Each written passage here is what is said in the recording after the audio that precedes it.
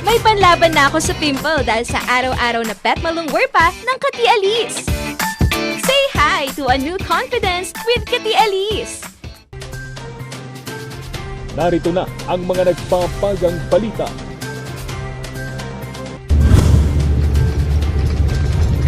Epekto ng bagyong Maring sa Baguio City at iba't ibang bahagi ng Luzon tumitindi.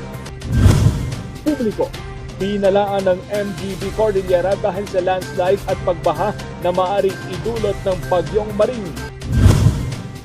Pagtukoy sa peke at tunay na vaccination card sa La Union, mapapadali na sa panong paraan, alamin. Kaso ng COVID-19 sa Baguio City, bumababa na. Talakayan kaugnay sa anti-bastos law, hihimayin sa ikaw at ang batas. At Pasko sa isang subdivision, ramdam na sa kabila ng pandemya.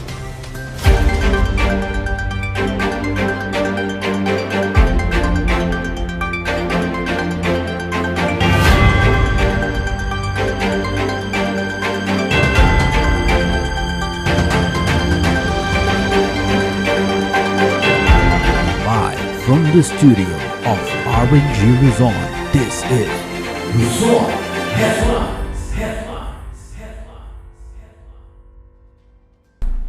Habang tumatagal, mas nararamdaman na ang epekto ng bagyong Maring sa Baguio City at iba pang bahagi ng Cordillera.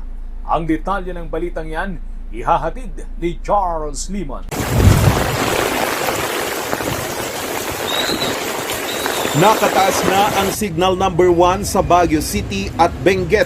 Kaninang tanghali, mas lalong lumakas si Maring.